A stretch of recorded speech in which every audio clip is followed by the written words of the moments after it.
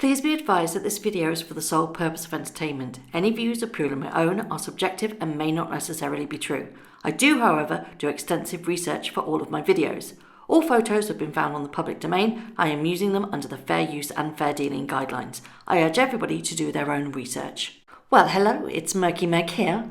It's Thursday the 9th of January and I've had time now to go over, digest and look through the SussexRoyal.com website, and it was loaded up yesterday. I couldn't get access to it because the traffic to that site was just so humongous. I actually think she almost broke the internet. Hey, she wanted to do it. She's done it, hasn't she?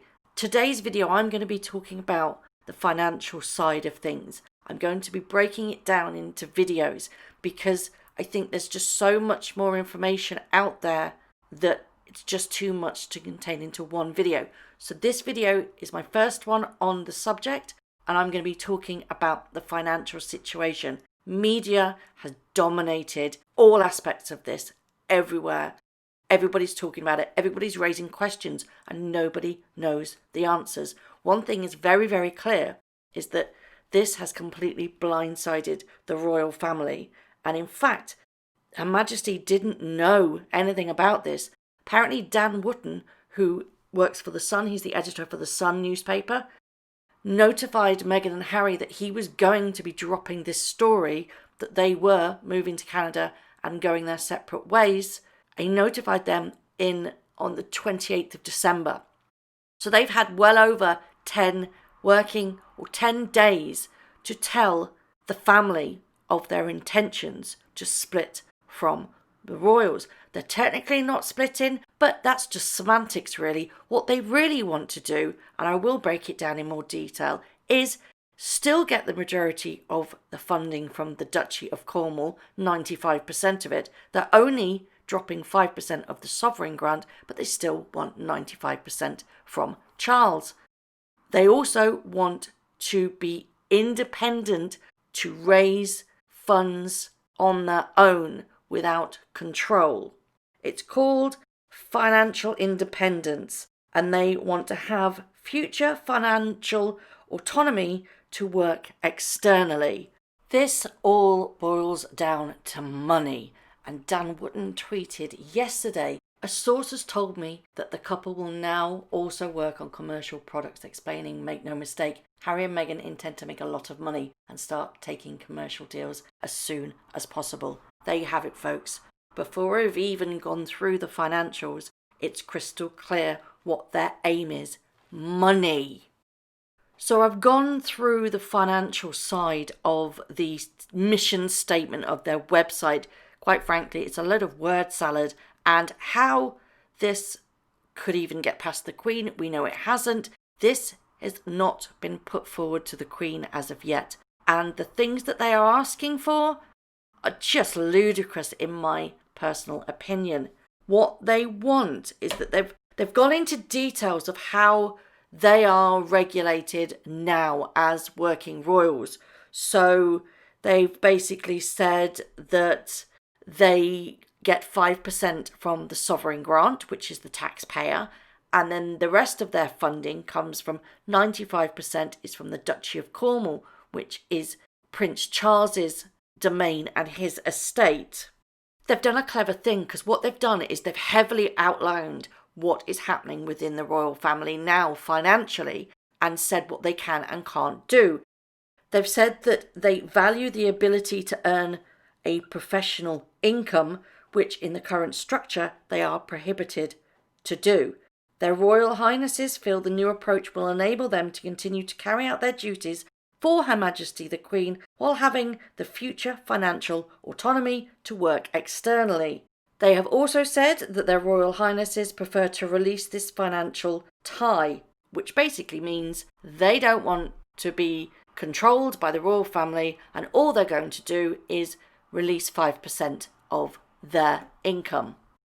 They also go in to say, do any other members of the royal family hold a title and earn an income? Yes, there's a precedent for this structure and applies to other current members of the royal family who support the monarch and also have full-time jobs external to their commitment to the monarchy. I'd like to know who that is. I can't think who receives both money from the sovereign grant and money from the Duchy of Cornwall and hold a job. They then go on to say, do the Duke and Duchess of Sussex earn an income?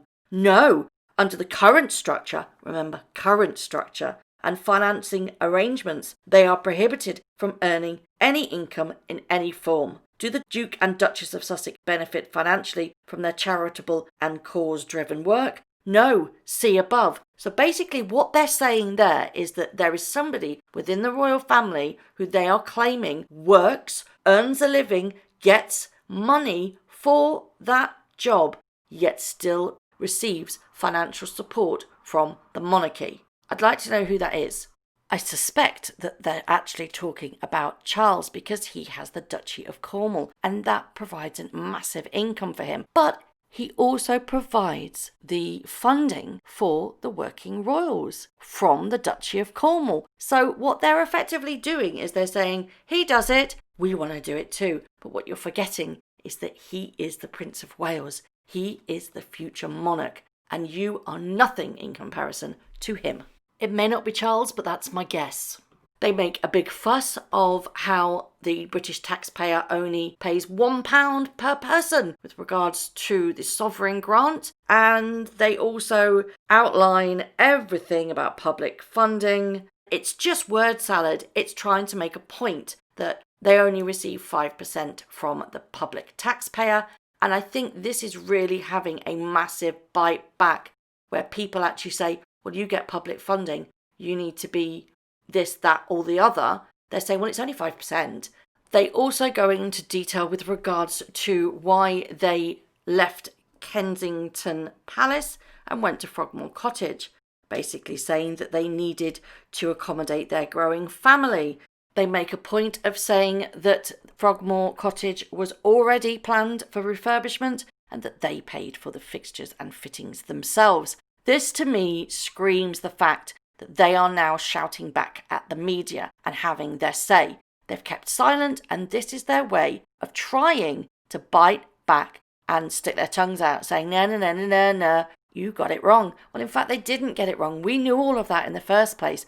But their overspending and their lavish lifestyles and their sheer hypocrisy just ticks us off. And that's why we are very annoyed. The statement also answers the question, given their transition into members of the royal family with financial independence, will the Duke and Duchess of Sussex maintain their residence at Frogmore Cottage? And they respond, Frogmore Cottage will continue to be the property of Her Majesty the Queen. The Duke and Duchess of Sussex will continue to use Frogmore Cottage with the permission of Her Majesty the Queen. Well, that's not been agreed yet, I'm afraid, Harry and Meghan, because quite frankly, you've blindsided the royal family. As far as they were concerned, this was in its very infantile discussions. They knew nothing. And then you go and slap them with this slick designed website that's been months in the planning. Come on, you don't knock out this website within a couple of days. It's been months and you knew all about this.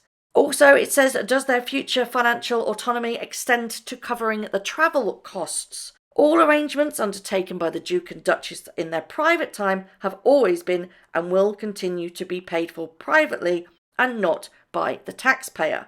With their transition to becoming members of the royal family, with financial independence, because that's what they're aiming for. They are no longer aiming, their new role will not be a working royal family member. It is, they want to be a royal family member with financial independence. That's their job title now, or they're trying to make it seem like that's their job title. So anyway, with their transition to becoming members of the royal family with independence, with financial independence, this will continue to be the case. Wherever possible, and unless advised otherwise on security grounds, their logistical arrangements are undertaken via commercial air carriers, local trains, and fuel-efficient vehicles, be it for official or personal travel. Okay? I don't see anywhere where that can be possible because you are always going to state that for security reasons you need to fly private. It is a blank caveat, isn't it? We need to fly private Don't have to explain it anymore. It's my prerogative to protect my family. You've just crapped all over that. You will never fly commercial again, will you? Because you have that lovely little niche to say family needs to be looked after, need to fly private. Also goes on to say, do the future financial autonomy extend to covering the costs of security? Now here is the clincher. We, the taxpayer, pay their security via the Metropolitan Police. So they say the provision of armed security by the Metropolitan Police is mandated by Home Office, Ministerial Department of Her Majesty's Government, responsible for security and law and order. The Duke and Duchess of Sussex are classified as internationally protected people, which mandates this level of security, as stated on gov.uk. They then expect us to pay for their security, irrelevant of where they are in the world. If they move to, it's implied Canada, but that's not been confirmed because they just said North America. Could be the States, could be Canada. If they move to the States or Canada, they will have to have staff. Who's going to pay for this staff? Who's going to pay for their accommodation? Who's going to pay for their utilities? And more importantly, it's the staff. They will need 2 sets of staff. Or will they? Will the staff who reside at Frogmore, if they're allowed to keep it, go with them to wherever they go? And it still remains the fact that they have lectured us so heavily on their carbon footprint, yet they are quite happy to go back and forth from the UK to wherever they will be residing. With the media at the moment, it's gone bonkers here. And more people are actually coming out and saying, do you know what, I supported you so much. But now you've done this, I just don't want to hear from you ever again. The country is turning and it needs to be handled extremely well, because if it's not, I don't think they'll ever be welcome here in the UK again. They're going to be vilified because of their treatment of the Queen. I will talk about that in my next video. I would very much like your opinions on this particular financial side. What do you think are the most important things that we need to ask them for clarity and transparency? Because it's not a simple thing. This is a brand new change that is happening. Do you think the Queen is going to let them keep Frogmore, keep their security, be able to move without any problems and still retain 95% of their income from the Duchy of Cornwall? Is that fair that they get to earn millions? They have the potential to earn absolutely millions and millions of pounds. It's all about the money, isn't it? It's funny, I saw on the BBC News this morning, a news reporter said that she already knows a TV channel or network in America that said that they are ready and waiting with a studio for them to start making programs and shows. Anything they want, it's there for the taking. They want to employ them. How can they be allowed to profit from their titles when their website stipulates at this present time, under the structure that we have with every other person within the royal family, you cannot profit off your titles? It is corruption. And I'm so angry at this. How can they be allowed to make money? And I just hope the Queen and Prince Charles literally shut this down and say, enough is enough. You cannot use your titles. That is the key for me, whether or not they are going to be able to profit from their titles. I'd really like to know what everybody thinks about this and whether or not you're as cross as I am. I am happy that they are not going to be members of the working royal family. But what bothers me is that their demands, and I'll talk about their demands on the next video. I'd love to know your thoughts. Let me know on everything that I have discussed in this video. What are your thoughts on us still having to foot the security bill? £600,000 a year, not dollars, pounds. Do you think that they should be allowed to reside in Frogmore Cottage? And do you think that simply dropping the 5% of the sovereign grant is good enough, but they still retain that 95% from Prince Charles? That's not yet been agreed, to be perfectly honest. None of this has been agreed, yet they have literally put that as if it is a done deal. And I think that is the problem.